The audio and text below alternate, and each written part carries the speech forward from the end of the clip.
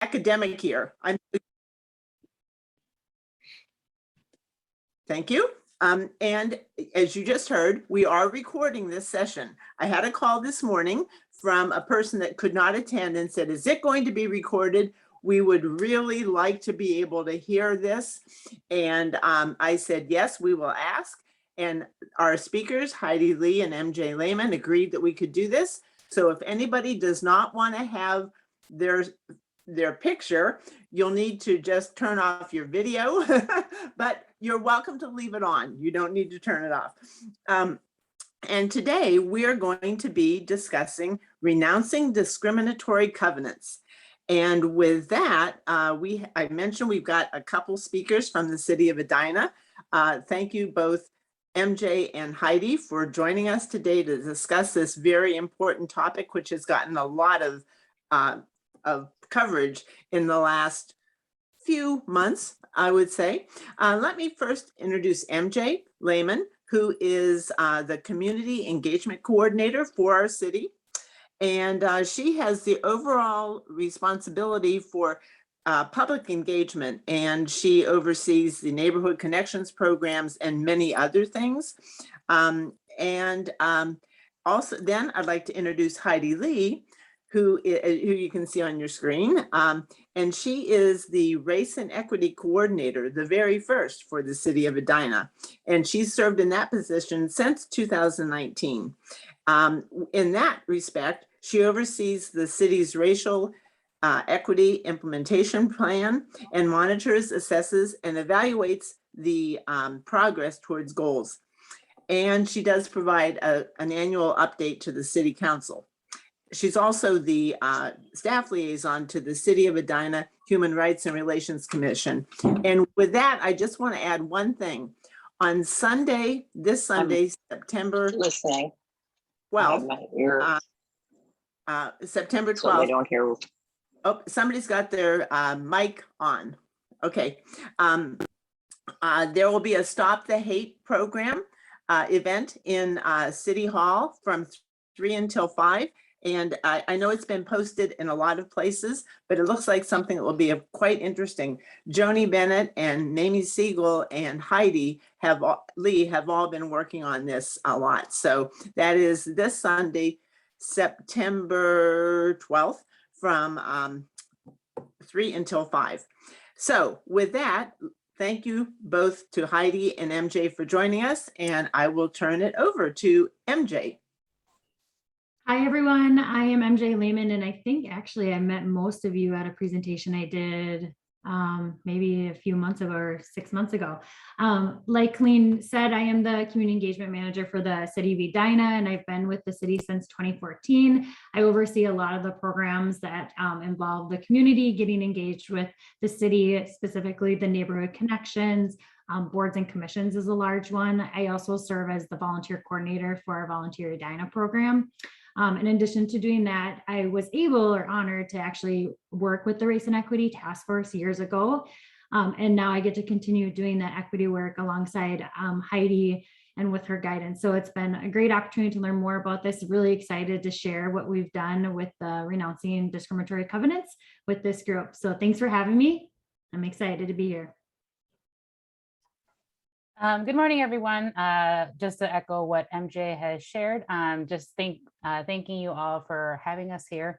There's been a lot of work that the city staff members, as well as even the community has done to renounce discriminatory covenants. And we want to be able to provide, really kind of high level overview of what the city is doing, being able to connect it to some data points, as well as what does it look like for the future of the city when it comes to discriminatory covenants, and what does that work look like. And so I'm going to go ahead and start sharing my screen. So that will pop up as I'm doing that. And you should be seeing a screen that says Renouncing Discriminatory Covenants. Is that correct? I see a thumbs up. So that's good. I'll go ahead and advance it.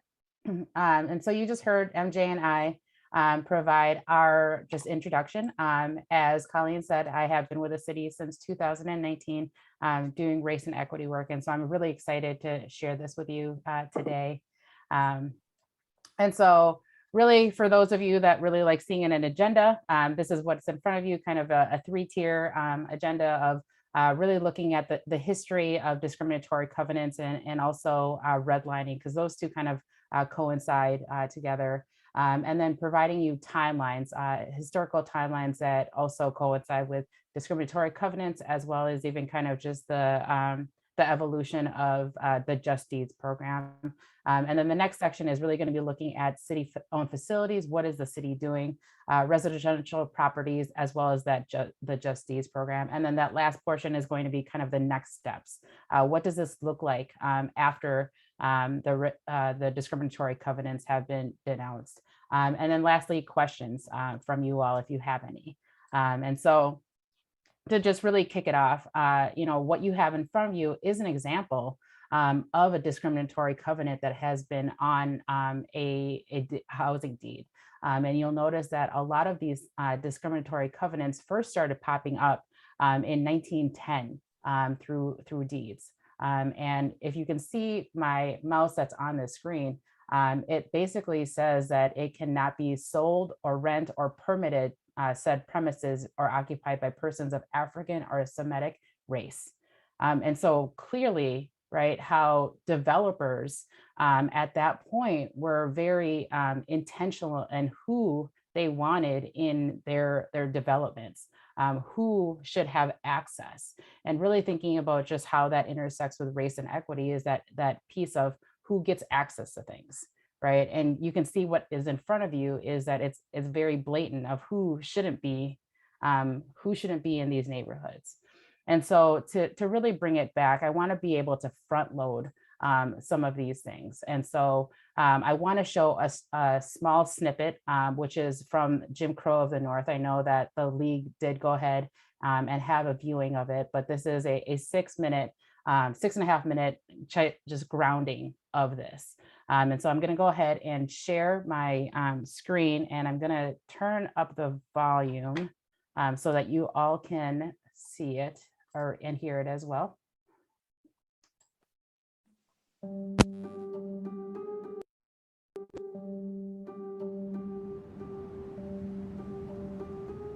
A new survey finds Minneapolis and St. Paul among the worst places for Black Americans to call home. The racial inequity in this state is horrific. When we think about wealth inequality in the United States today, that's directly attributable to problems associated with housing and denial of housing. The inability of African Americans to acquire wealth in the same way that other groups were able to, by virtue of having access to affordable housing, is one of the problems that impact those communities of color today. About 75% of white families own the homes that they occupy. About 25% of Black families own the homes that they occupy. It's actually the largest, in terms of percentage, gap in the country.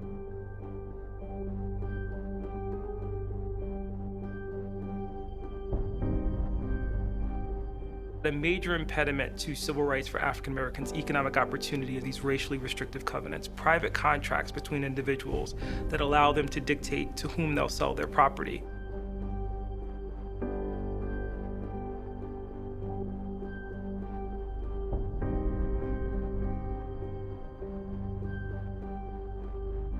Covenants exist across the country. In Minneapolis, the covenants were first put in 1910. At that point, developers could start buying up large sections of farmland that adjoin the city. When they start selling off the individual lots, that's really when the racial covenants kind of injected into the property record. Racial covenants tells you who can or cannot live, lease, even occupy certain spaces. 100% of these covenants are aimed at African Americans.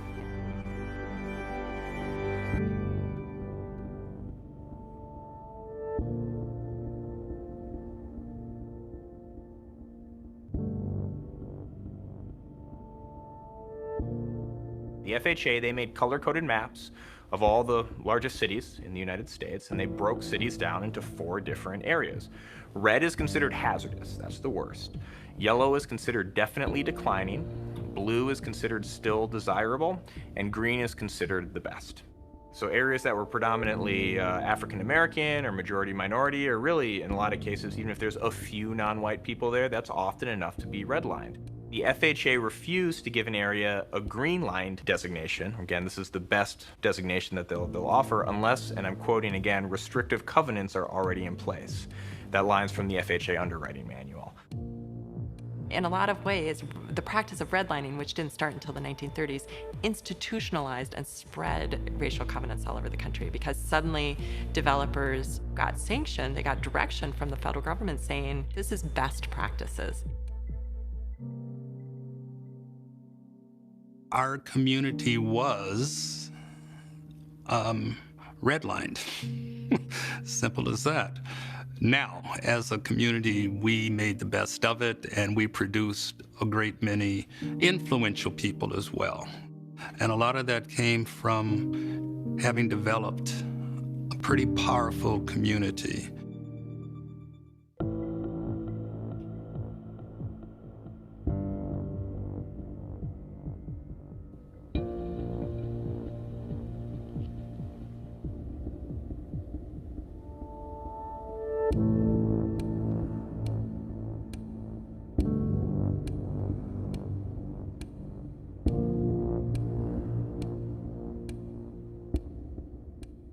Fourth Avenue was now referred to as Crack Avenue. Up and down Fourth Avenue throughout the neighborhood, there were tough times. This very persistent myth that northern cities never had formal segregation. The South had Jim Crow, and look at those signs. Well, racial covenants did the work of Jim Crow in the North, all over the North. So even though covenants are now illegal, kind of this yawning chasm of wealth inequality that emerged as a result of covenants is still very much with us today. Identifying racial covenants, however, has proved remarkably challenging. The only way to find racial covenants are to read warranty deeds. We're looking at about 3 million deeds in Hennepin County between 1900 and 1960, and each deed on average runs about 3 pages. So we're in the ballpark of 10 million or so pages of text. So what we're doing with Mapping Prejudice is we're using digital tools to help us identify the deeds that do contain racially restrictive covenants. We ask volunteers to help us transcribe them. And those answers I then export, and this actually gives me enough data to build the map. There's actually 2 categories. It's business, industrial, and undeveloped.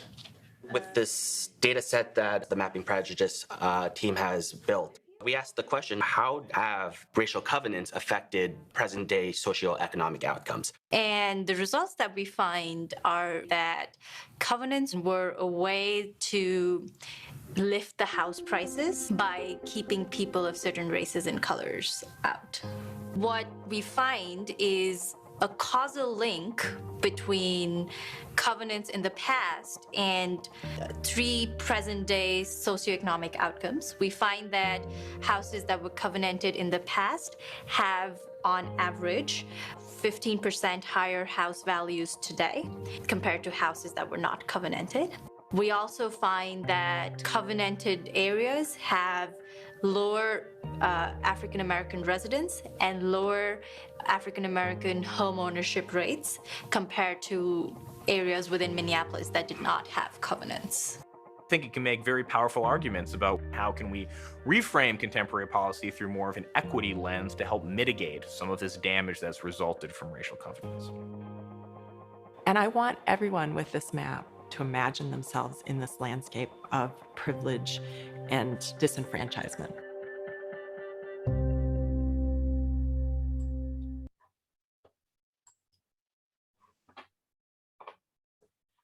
So what I wanted to do for after this section is really just to open it up to folks. I know some folks may have already seen the entire broadcast of Jim Crow of the North, or this might be your first time ever seeing this as well. What are some of the things that are coming up for you? Like, what are you experiencing? What are you thinking about just watching this, 6.5 minute snippet of redlining and even just discriminatory covenants? Susan? Well, they said that racial covenants existed everywhere in the United States, but I mean, are other cities doing what Edina is doing, taking part in getting rid of them? That's a really great question. And we'll definitely talk about that as we go into the program. So I appreciate that. Julie? and then Colleen. One of the things that struck me is I have watched this film, and it is a good reminder that it's really easy to watch it and then just go back to my regular old life. And so I'm really glad to have been refreshed and reminded that there's still some important work to be done. It's easy when it doesn't affect you. Thank you, Julie. Colleen? I actually went to the Rondo neighborhood in St. Paul with the Temple Israel, because oftentimes, and we saw it in the racial covenants here, it was Africans and Semitics.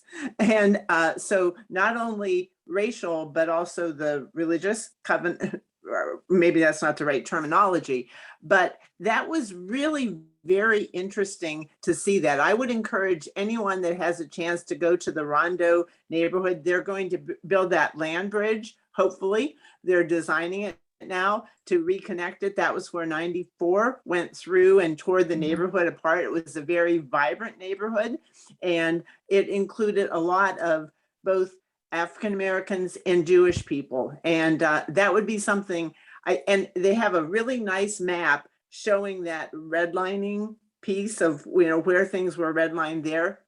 So that would be something I would encourage people to go over to St. Paul to look at the Rondo display. It's very good. Others? Barb?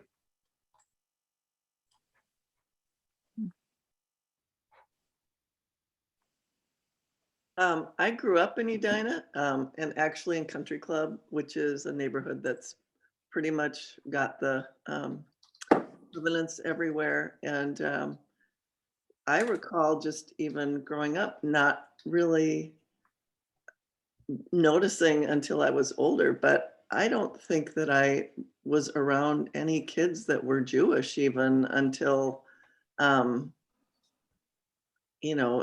school. There just weren't a lot of them in Edina, even in the 50s and early 60s. So it wasn't just way back when, just in terms of perceptions anyways. Thomas Friedman had some interesting chapters in a book of his reminiscing about growing up in Minnesota and saying one of the reasons that St. Louis Park was such a community that really spurred creativity when you think of him and a number of people like the Coen brothers and things like that, because other than North Minneapolis, it was one of the first communities to allow Jewish people to move in the suburbs, at least in the close-in suburbs. So I think it's to our detriment that that the community had these covenants. And when we moved here, I didn't hear about, I heard that Jewish people weren't really welcomed in Edina because we very quickly had some Jewish friends, but they grew up in St. Louis Park or St. Paul or wherever, because of the covenants that restricted them from buying homes in Edina. And I think, just to hear different perspectives, right, of like, what are people hearing, what have people experienced, and to be able to just tie that back of that there's been such impact, really thinking about just the timeline of discriminatory covenants. And just to, let you know throughout this presentation, you might hear me or MJ toggle between calling it discriminatory covenants or racially restrictive covenants, and really thinking about that it was such a wide spectrum of folks that there was discrimination. And so those two terms are going to be kind of interchangeable for this discussion, is discriminatory covenants or racially restrictive covenants, depending on what was written in the deed. Yes, Colleen. During World War II, did any of the covenants start covering Asian Americans? I would think that could have been the case, but I don't know. Do you happen to know that, or anyone know that? I have seen some examples of covenants that do include Asians, specifically Chinese, Japanese is what kind of the verbiage on those discriminatory covenants have. And so I know Mapping Prejudice does, within their work, they do specifically say what is the titling or what does it exactly say on those discriminatory covenants. Many So- of them have the word Caucasian, so Yep. that gives you a clue that everybody's excluded except for perfectly white people. Mhm. And nobody's perfectly white, so. Yeah, and thank you for that, Susan, to really speak that, some of it does say, no, it should not be inhabited or sold or rented to only the Caucasian race. And it's very explicit in that way, right? So with even that sentence of who does it then exclude, with those discriminatory covenants. And so as you're really talking about what does that, really that timeline and kind of just even the effects of it, I want to be able to share the screen with you that just provides very high level overview of things that pertain to the work that the city is doing and even just the county or the state as it relates to discriminatory covenants. So you'll notice that, in 1910 is when Minneapolis real estate developers started writing these discriminatory deeds or these covenants into properties. And then even in the 1930s, or more specifically, some of it, even goes back to 1934 is what the specific time is when the Federal Housing Administration used to require insurance for those loans as redlining, right? So to be able to kind of look at what area potentially had discriminatory covenants. And if it had a discriminatory covenant, that would be considered a red or an undesirable location. And then even thinking how, 23 years later, the Minnesota legislature then prohibited these discriminatory covenants on these housing deeds. And then even in 1968, when the federal government then had these covenants illegal in the Fair Housing Act. And so just to be able to see this transition of what history looks like and how, there's kind of a shift between what does the government or the federal government as opposed to like the state government making changes within these discriminatory covenants. And then kind of fast forwarding into 2016, right? Even though in 1968, it was ruled as illegal or not enforceable, it took until 2016 to kind of just bring up, that these discriminatory covenants were still on deeds. And that's when Mapping Prejudice first created a map of those restrictive covenants or those racial covenants for a city. And then in 2018 is when a legislature brought that up of how do we even remove them, or what does that process look like? Because he was taking a look at his home, I believe in Minneapolis, looking through that deed and wanting to be able to denounce it. And then 2 years ago, Governor Wallace signed a bill to have a process so that homeowners could actually then denounce those restrictive covenants. So thinking about from 1910 until 2019, almost 109 years later, there's actually a process. And that's why you're hearing a lot of people start to say, what does this look like? How do we remove them? And then in 2020, there wasn't a process, right? There wasn't anything set in stone as far as what does this actually look like. And so in 2020, the Just Deeds project was actually started in Golden Valley. And it was started by their in-house city attorney, Maria Solano.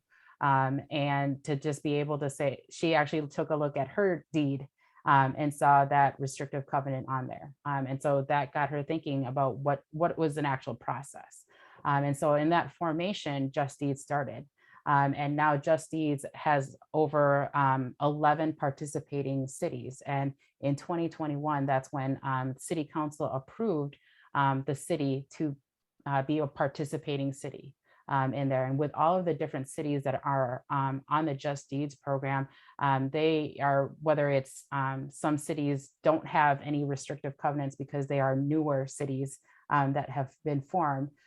Their priority is to educate people on what are restrictive covenants, what does it look like from a system and institutional level to have a race and equity lens when creating policies.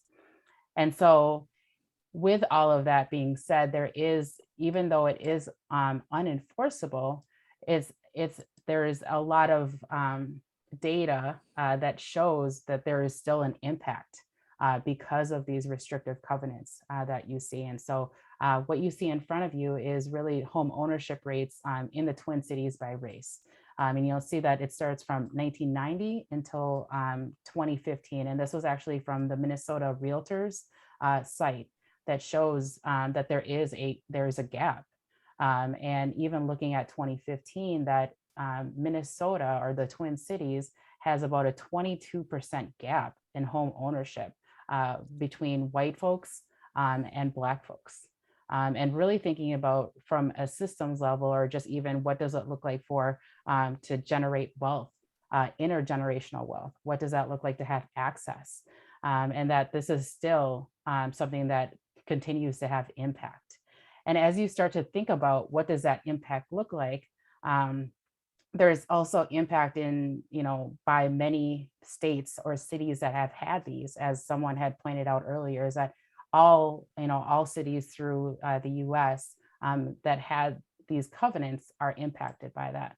And so in front of you, and I know this is kind of like more of a vertical map, but this was actually research done by Zillow that went ahead and rated each city or larger cities that had a substantial gap in home ownership. And you'll notice at the very, very top, Minnesota is the worst as far as that gap. And really thinking about that, even though home ownerships through the variety of racial categories have increased since 2018, there's still that large gap that still looms, right? So thinking about that, there's success in folks, Black folks and folks of color owning homes, but that gap persists. And really thinking about that, it's due to racially restrictive covenants that were started in 1910 in Minneapolis. And so that's kind of the work that really looking at what the city is doing to be able to educate folks. And I want to be able to turn it over to MJ for her to start thinking about, or to discuss what the work of the city is. MJ? Yeah, thank you. I have a little bit not great internet connection. So if I freeze at all, Heidi, let me know and I can try turn off my video.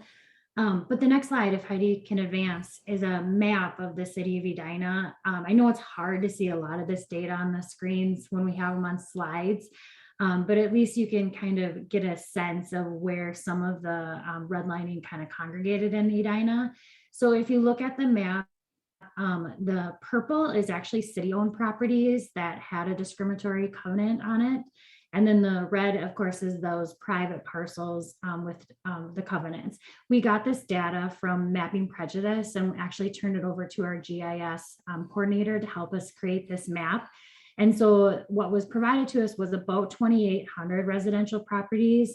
And again, that was from the Mapping Prejudice program that had them. And then the properties, again, in the purple, we had about 52. Those are the parcels that are owned by the city.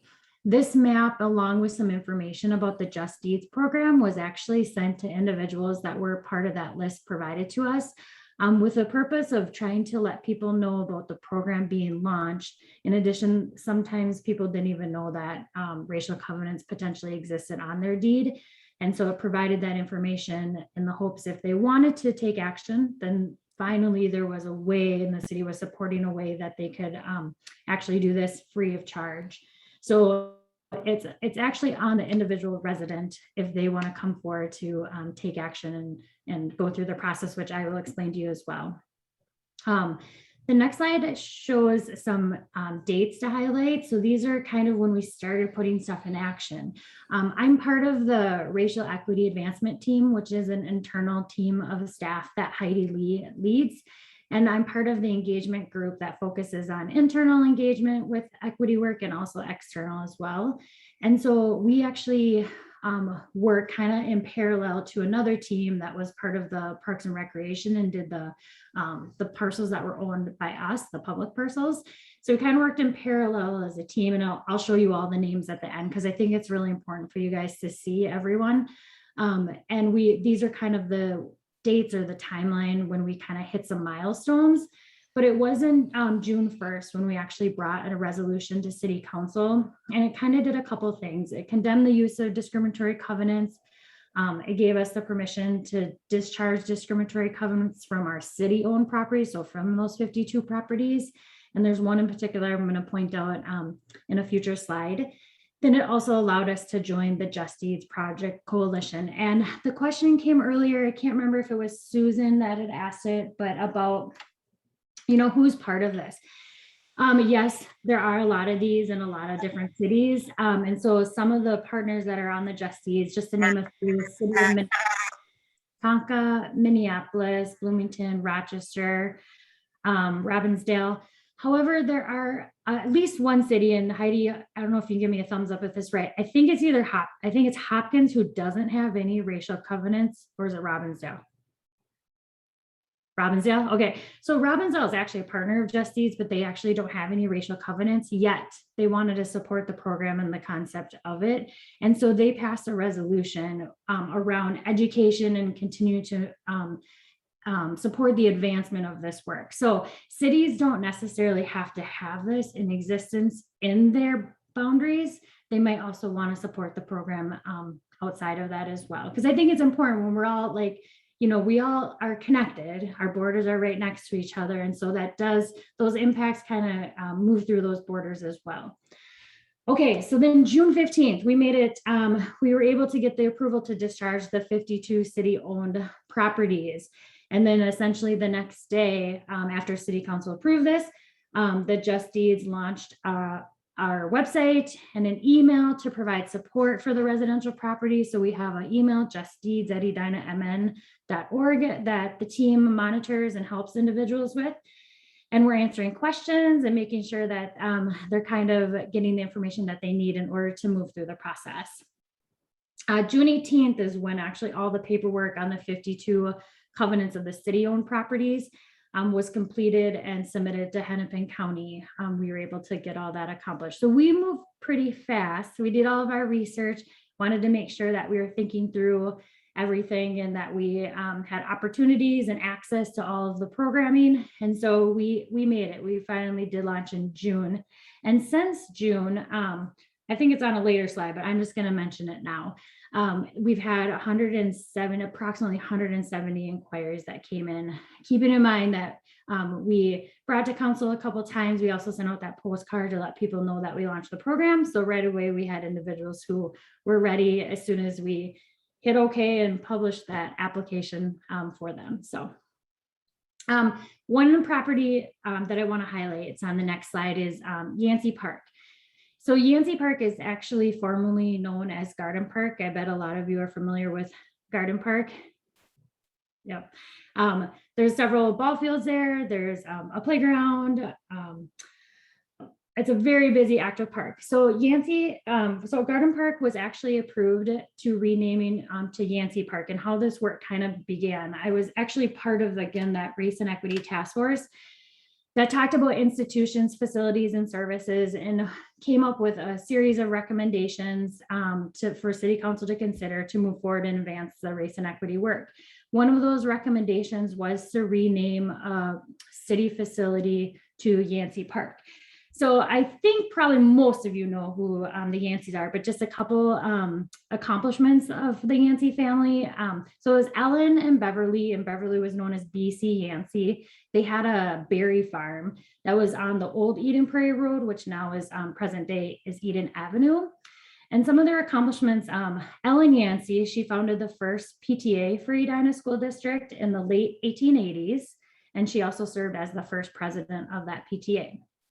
BC Yancey was among the Mills pioneers who met to bring about the incorporation of the village of Edina in 1888. And he also was elected as the Justice of the Peace and reelected several times as the village recorder. The Yanceys were very active members of Edina's Minnehaha Grange. So you're probably all familiar with Grange Hall that's on Eden Avenue. The story tells us, so here's my Edina history book that I pulled the facts from. The story tells us that the property that the Grange Hall actually sits on used to be owned by a Yancey daughter. And so the lease actually expired over by the town hall area where it was. And so it got moved to this property that was owned by a past Yancey member. So, all right, so the Race and Equity provided this recommendation, and what was decided was to have a couple of commissions work on this project. And I think we have even one commissioner that's on the call, but this initiative went to the Human Rights and Relations Commission and also the Parks and Recreation Commission. And I wasn't there and didn't do the groundwork, so I don't know all the details that went into it, but I do know that the team looked at different options of what would be the best, looked at the history, where the Yancey family was, where they did their farming, and figure out what city facility would make the most sense to recommend to City Council for renaming. Ultimately, they landed on Garden Park. And I believe, Heidi, it was like November of 2020 that it was officially approved to be renamed. And as you can see, the Garden Park sign was replaced with the Yancey Park sign. So one of the things why it's important that we're mentioning this, not only the renaming, but Yancey Park, formerly Garden Park, actually had a racial covenant on it. And we made this change. And so it was important to us as a city that we move forward on those, those 52 public properties that had the restrictive covenants, to make sure that we remove those as we're trying to honor a Black family, a pioneer Black family of Edina. So it is good. We got all that accomplished, and we actually are going to be continuing to move forward to doing a dedication of Yancey Park, which I will give you information on later. So I think it's important just to show this as a good example of how this is a system change, an institutional change, and these are things that we can do as a city to continue to advance this work. And so Yancey Park definitely is one of those that works really well into sharing the story of how we are part of the Just Deeds and want to help with the restrictive covenants in the city. So this is a little bit about the Just Deeds. We joined it. We have it on our website. We had approximately 170 that have come into us so far. 4 have been discharged, but what I've been told is that this is kind of par for the course, is that a lot of the cities, when you join the program, a lot come into you, and then some of them sit in queue for a while. I'll show you the process, which I can kind of explain at certain points where there might take a little bit of time, but we do all have them in process. There were just a few that actually inquired that we discovered that there weren't any racial covenants, and we definitely closed the loop with those residents to let them know. But for the most part, we do our mapping or searches on those racial covenants using the Mapping Prejudice website.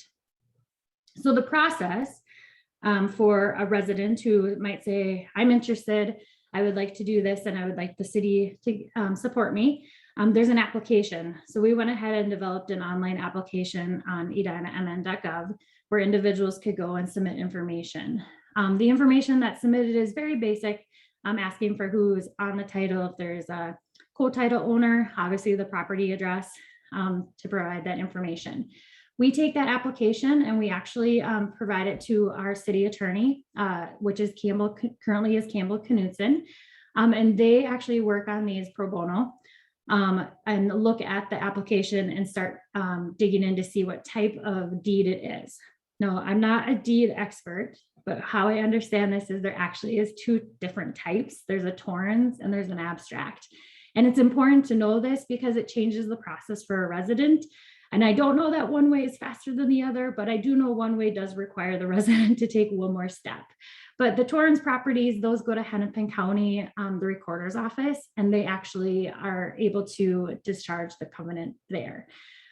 If it's an abstract, this is where it requires the resident to do one more step. A resident would need to actually do a notary to sign off that they're okay to move this forward, and that's when Edina Realty Title helps us out. The city, however, has been offering the service of notary for many years, but we definitely wanted to let people know that they could easily come get this document notarized with us, because there's a couple of things where it gets faxed to us and they can come into Public Works. And so we have a bunch of staff that support this as well. So then once that's finalized, the attorney actually contacts the resident to let them know the findings and kind of those next steps. And then I think it's important to mention that our team, the re-engagement team, is continuing to track not only the applications that are coming in, but also the outcomes and how many of these were actually able to discharge over the years. So any questions on the process? MJ, this is Mamie. I do have a question. Really appreciate all of the hard work and this great explanation. I did submit a request, quite a long time ago, and don't expect you to, make this about my property, but never received like an acknowledgement or anything about like where it is in the queue. Okay. Is there a process where I should have received an acknowledgement?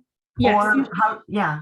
Yep. After we receive your application, you should receive an acknowledgement from the city attorney, where they basically need to just do a research to make sure there's no conflict of interest. And then they send you kind of like it's a contract, but again, it's free of service, or it's free. They just need to know that you're a client of theirs and you're in a contract with them. So you didn't receive that contact?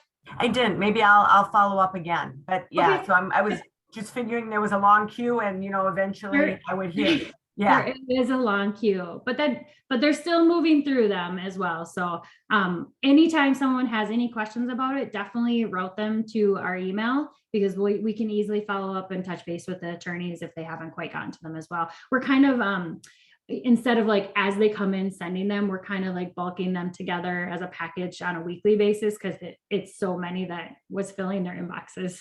So we kind of changed our process a little bit. Got it. Thank you. Yep. No problem. Okay, so can I add one thing as well, yeah. MJ? And so I just also, with the work that the city attorneys are doing pro bono work and the Just Deeds program, they were honored by the Minnesota Association of City Attorneys for the annual Diversity and Inclusion Award for the work that they've been doing. So really thinking about how that this work is spreading and that people are starting to acknowledge the impact of restrictive covenants in communities as well. Thank you for that reminder. Yes.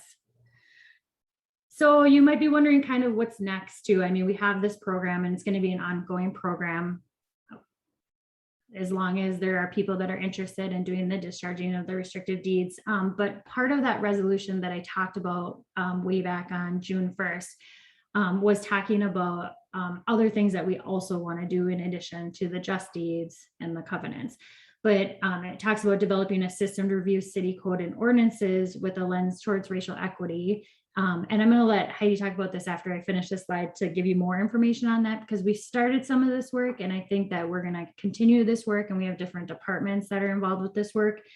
And then we want to continue to identify and dismantle the contemporary discriminatory systems, policies, and practices. And I think Heidi always talks about how we, race and equity work needs to be adaptive, and at times something might work, we might need to change as things are moving. And so these things, how they look now might be different a little bit later, and then might look different later again. But Heidi, can you share some of the things that we've already done?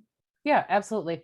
So really to speak to the what does this work look like? I know that it seems pretty vague and really general, but really understanding that in the context of history and how racially restrictive covenants then transitioned into redlining of who had access. Another form took over of what does zoning and ordinances look like. And that's the kind of the next step that we as staff members will take a look at, is in what ways have there been zoning and ordinance practices that had racially restrictive language. It may not be explicitly restrictive. However, in what ways has it been explicit or illicit? And to be able to unpack that and to really think about within our institution, how can we change that so there is more inclusive language? It allows people to have access to home ownership or just access to the city of Edina for services and facilities. So that's kind of how that is starting to bubble. A couple of examples of that is really in community development. They created where a variance or an ordinance so that there would be only, there wouldn't be a mandatory requirement for a 2-car garage for new developments. And when you think about what does that mean in the context of restrictive language, the costs associated with building a second garage, what barriers and challenges could that potentially present? And all of those things. So really there was an approval for City Council so that was not a requirement for new developments. And we are starting to collect data, and looking at even what the data trends look like. It could be 3 to 5 years before we see the fruits of this ordinance, or just kind of reworking that ordinance. But we are starting to collect that data to say, what is the impact of that? And once we're able to collect sufficient data, we can say, did this work? Did this, is the true purpose of what we wanted, was it accomplished?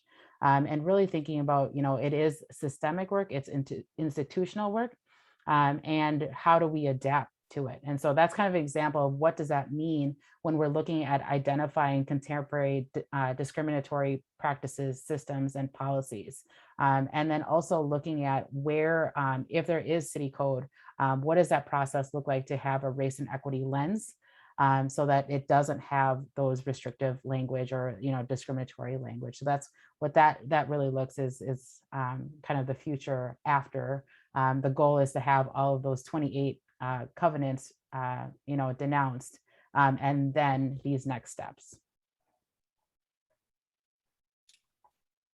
So there was a large group of team, I kind of talked about it, that we kind of worked a little parallel when it came to the private and also the public.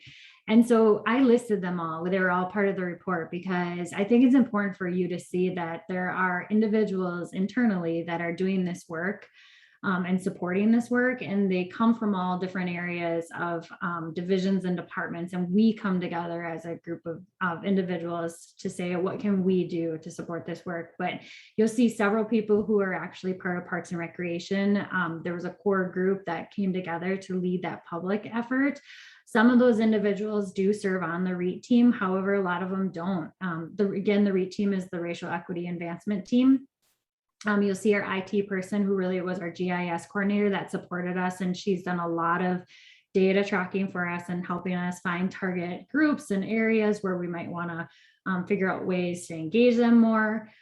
We do have police and fire that are part of it, communications, engineering, and then of course Stephanie and community development, and then MJ and Heidi we were part as well. So I think it's just cool to see how we all have different functions within the city, yet we came together as a team to accomplish something that was very impactful. I do have a plug coming back to Yancey Park. We are finally doing the dedication following the renouncing of the covenant. So we do have it scheduled. It is scheduled for Monday, October 4th at 4:30 p.m. And it would be awesome if all of you, or if the league could also share this information with the members and anybody else that might want to come. You do see the berries as part of this, because we're trying to honor their legacy of being berry farmers. The hope is that there will be a future raspberry patch out at the park.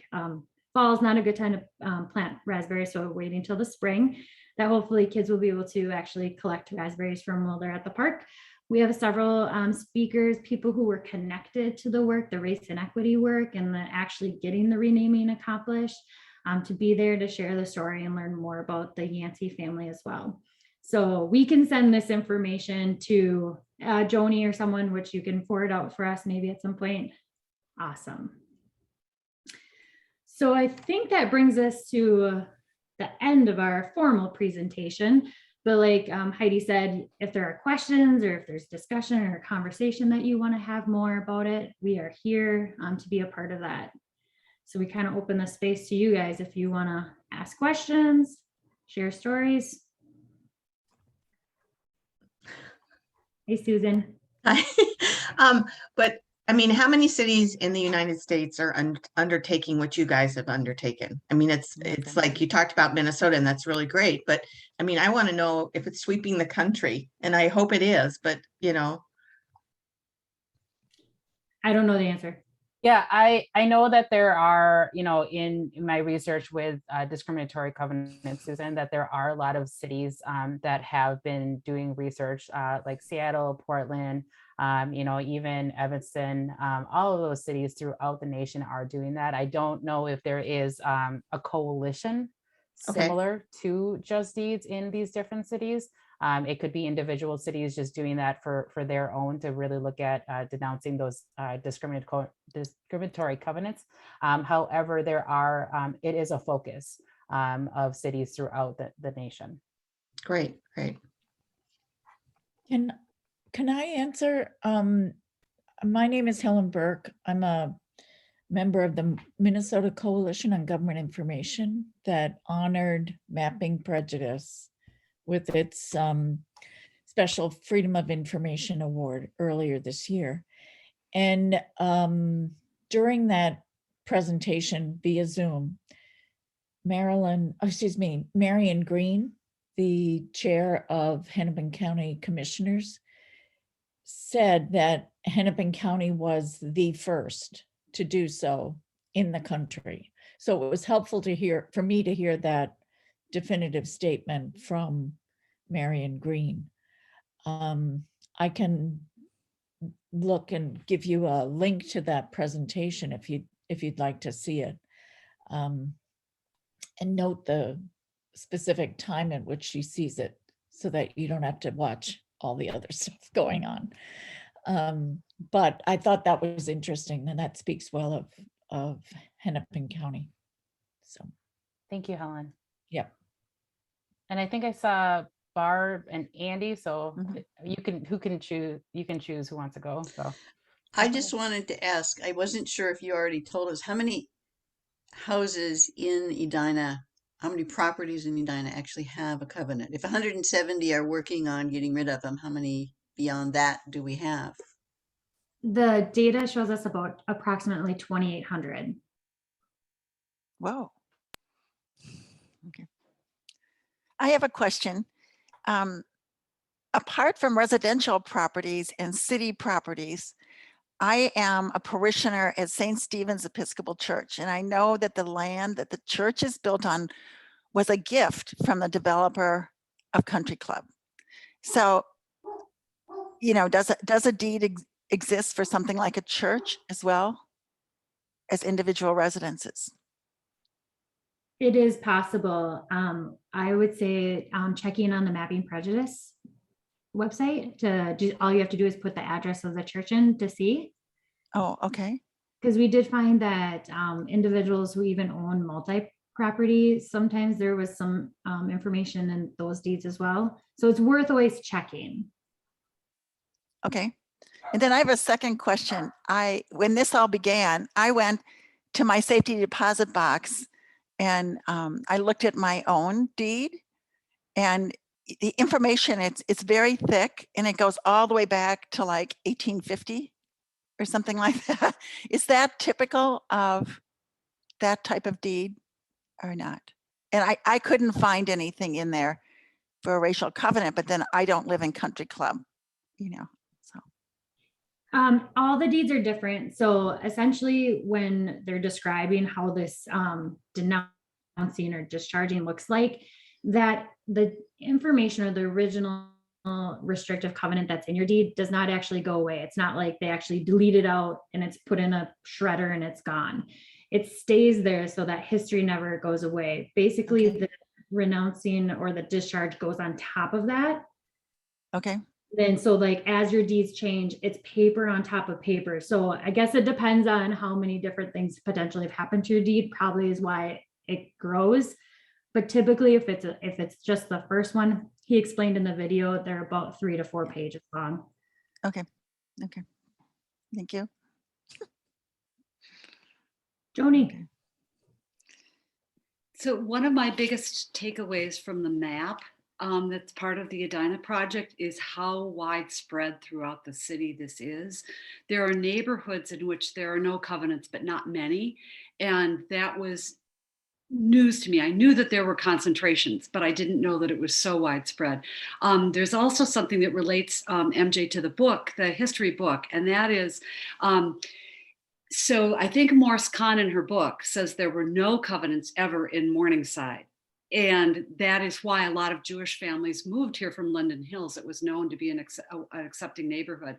Well, to my dismay, I note on the map that there is a concentration of them in a part that was developed post-war, post-war. There are not many throughout the neighborhood, but there is a concentration. And so one caution that I have for people about Morse Kahn, which is a beautifully illustrated book, and it's the most recent, well, one of the most recent about city history, is to make sure that you're reading them to her together with other sources. Paul Hesterman was the original, it kind of did it as a graduate school project, and a lot of Morse Kahn stuff is drawn from his, but then she kind of expands on stuff, and it's the expansions that I think she gets into problem. And then there was a wonderful book written after the Quasqua Centennial by a guy named Marshall Schwartz, who took it on as a volunteer research project, and he actually researched the Black families who lived in Edina and follows them into current day. And so I do really recommend that book as a supplement for someone who wants to know what happened to these families, like the Yanceys and the other families. There were 3 families that signed on in the original village. A lot of people moving here after the Civil War. And anyway, Marshall did hundreds and hundreds of hours of research and has put some wonderful material together that I highly recommend. But thank you for your work. It's so encouraging to see something that I know that there was interest in the community and interest in Jim Crow of the North, and then to see it actually being brought forward and the city taking that initial step of renouncing on all the city-owned properties at once. I think that's a really wonderful start to this work in the community.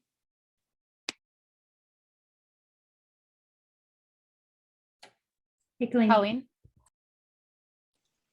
I wanted to know what kind of pushback did you have from renaming Yancey Park? Because I agree with Joni, it's great that the community is focusing on changes and so forth, but I also know that not all of the community is happy with that. So I'm just curious, what sort of pushback did you get, if you got any? Maybe none. I know that from my perspective, I did not receive any pushback on that. I think that it was an overwhelming, the way that the Race and Equity Implementation Plan provided that frame of having a park or a city-owned facility be renamed after a prominent Black family was the foundational work, so that there wasn't any pushback from my perspective, really thinking about just at a historical context and understanding the contributions that the Yancey family had. There was definitely a lot of research that went into, which park, because there were different parts of the park, I believe, that were named or certain portions were dedicated. And so how to be able to be mindful of that. But there was definitely no pushback to say, don't name this facility after the Yancey family. Thank you. Glad to hear that.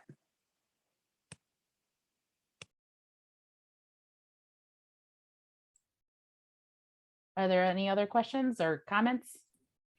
I have just a comment while you were talking, like we all do, we're multitasking. I looked up the house where I live in, if that has a racial covenant, and it didn't, which I was thrilled, but it took me a while to get to that link. Would it be okay if I put that in or maybe you have a better one, a link where we can all check our properties? Yep, I can do that. Okay.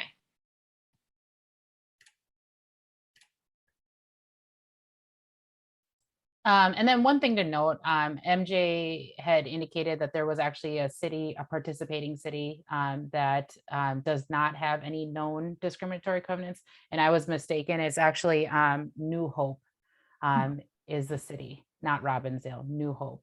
And so even though they have no known discriminatory covenants, they're still working on education to their community members of restrictive covenants, and even just the impact and what they can do through a system and organization level with race and equity lens.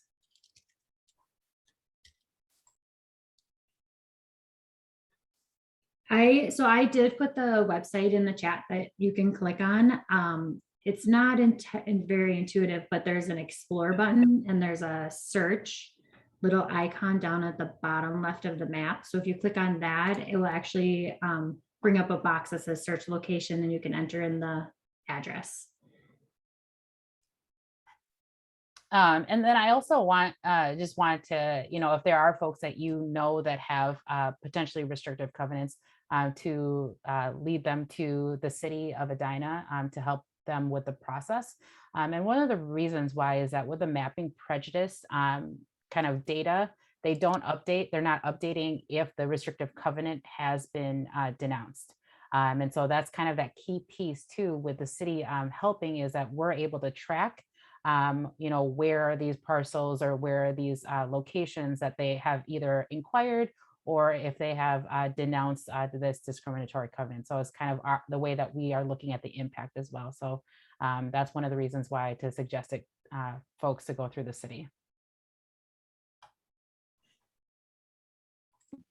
I do have another question. I think this work is really brave and innovative and important. And I'm curious, over the last couple of years, Heidi and MJ, that you've been working on this work, not just the racial covenants, but the other race and equity, have you seen a shift in community response? I think oftentimes our first response is fear and pushback.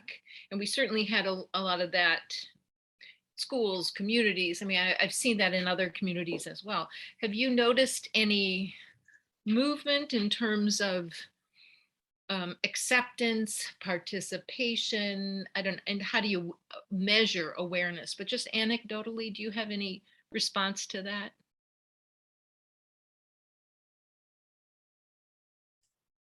MJ, do you want to go or do you want me to go?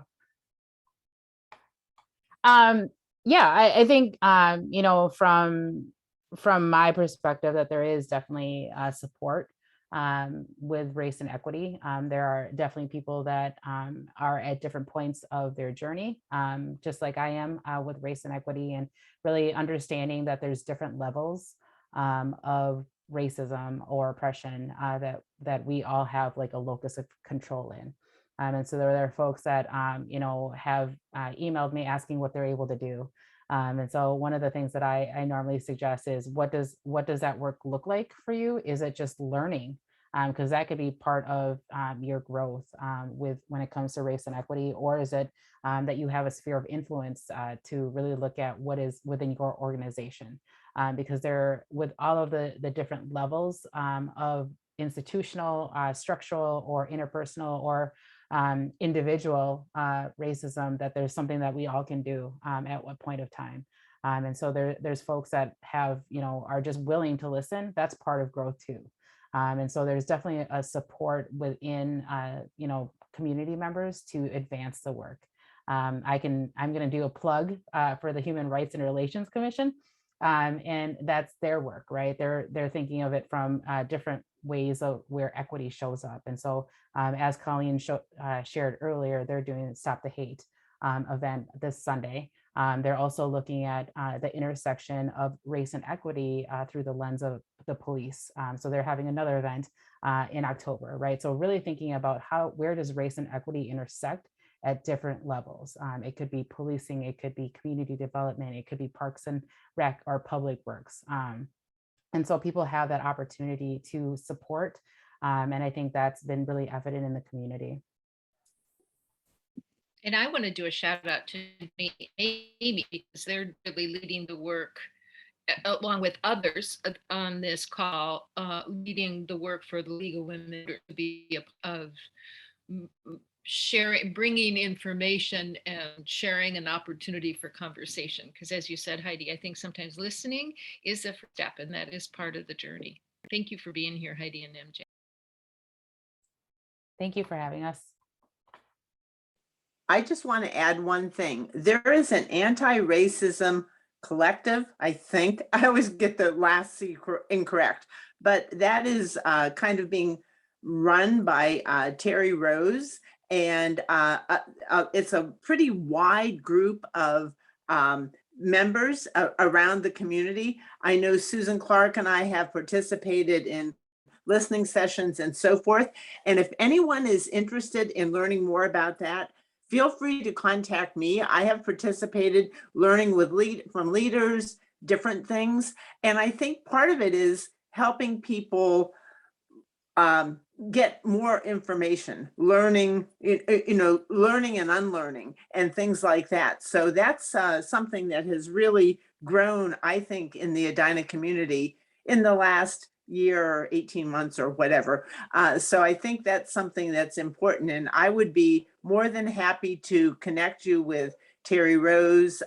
Kelly Street, who is a member of the league, is involved with that. And they're always hosting things. Sometimes they're in the middle of the day. I know that doesn't always work, but I think it's something that we want to encourage people to do. And I don't know if MJ and Heidi, if you're involved with them at all.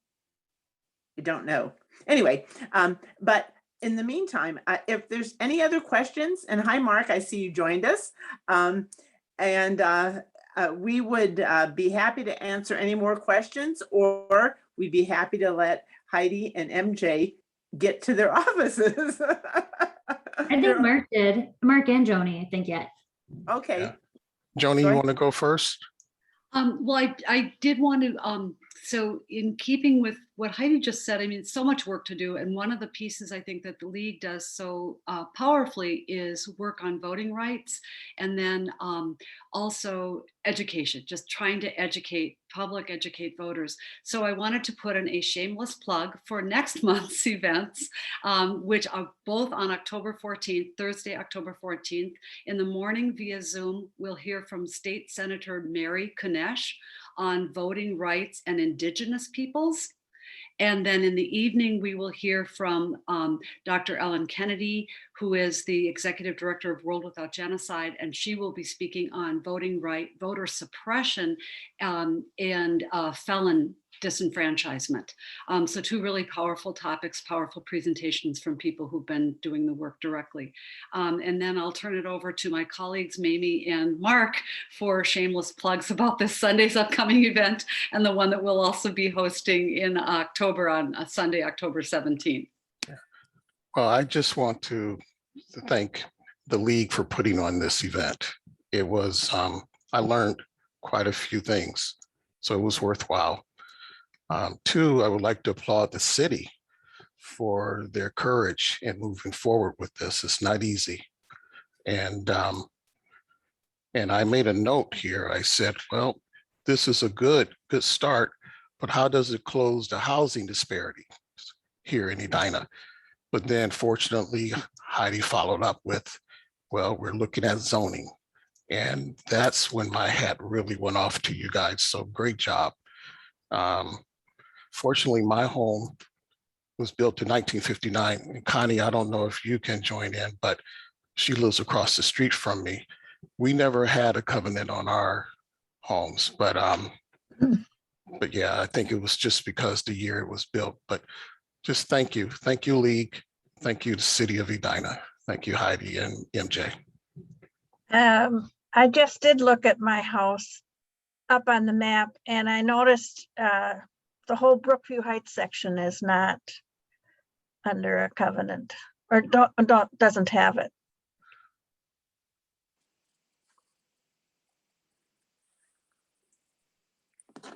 And did Mamie want to make a comment? I feel like we plugged enough. So everyone knows we got the event this upcoming Sunday, the 12th, and then another one on Sunday, October 17th.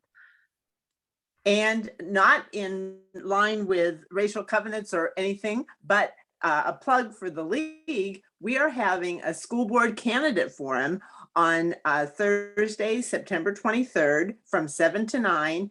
It will be in person at City Hall. 50 people can be in the city council chambers and maybe 50 outside in the lobby. It will also be broadcast on Edina television and so forth. We'll be getting something in the Sun Current next week's edition to give you more information on that. All 6 candidates have been invited, and I believe Susan is still on. I believe they're planning to attend. And so that's something we need to do, because Edina schools are a very important part of this community, and we want to make sure that our voters are informed. So that. And we have all candidates coming. Yay, good. And that's great. And Heidi and MJ, I don't know if you looked in the chat, but people have said, this is great. This is wonderful information. And thank you for agreeing to record it, because I know that the Edina Community Foundation wants to share it and so forth. So it will be really good getting the information out, just so people know. And that Mapping Prejudice website is important. And I was happy to learn some time ago that my property, but that's because I'm in the western part of Edina, and that's not very heavily covenanted at all because of when the houses were built. So anyway, anything else to add? Otherwise, I'd just like to say thank you so much, Heidi and MJ and Joni and others, and Mark and Mamie, putting all of this together. And hopefully everyone gets to participate somehow in the Stop the Hate event and the things that are coming up in October. We've got lots going on to make Edina a better place. Thank you. Thank you, everybody. Thank you.